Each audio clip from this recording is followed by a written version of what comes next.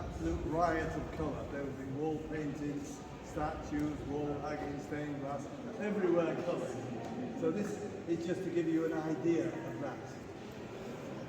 Now, who are they? Well, I don't suppose you want to go through them all, but the one on the left here with the sword, you got him? Right, the altar on the left. In purple, that's St. Alban. He was executed with a sword, and that's why he's got one.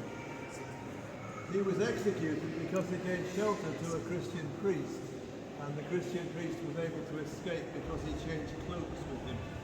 And the Christian priest was called Amphibulus. And there he is on the other side of the altar, raising his hand to bless you. And you can see he's got a cloak in his hand. Got that, in his left hand there's a cloak, and that's the famous cloak that he changed with Alban, so disguised as Alban, he could escape from the Romans. Whereas Alban, dressed in the priest's clothes, was then arrested by mistake. But of course, when they discovered the deception, they were not pleased at all about that. And they demanded that Alban give his face, but he wouldn't, so that's why he was executed. And became the first British martyr. Now, I'll tell you about one other. You see the very top row? Come one in, and I think you can see a pope. Top row, one to the left. You can see a pope, because he's got his papal tiara on. Why have we got a pope there? Well, there was a young man called Nicholas Breakspear who lived in the area. He came to the abbey and he asked if he could be a monk, and we said, no, you haven't got enough learning. So he must have been a very persistent young man, because he goes to the continent where he does become a monk, and later becomes an abbot to the cardinal, and finally becomes Pope Adrian IV, the only English pope. The story is that when our abbot went to present his credentials to the Pope, Pope Adrian said, hold on a minute, you wouldn't have me.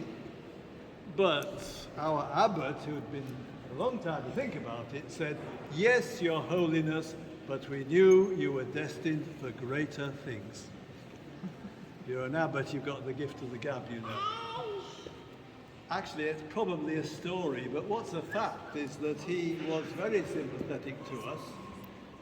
For example, Westminster Abbey and us used to dispute about which of us should take precedence.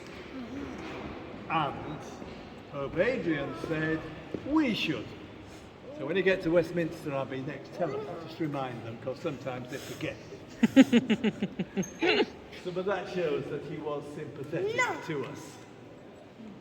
We don't know what statues were there originally. Obviously, Alban and Amphibulus would have been there, but we don't know what other ones were there.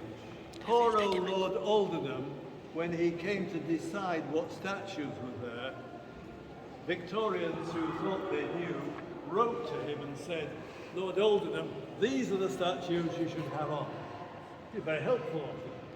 The trouble was that everybody gave him a different list.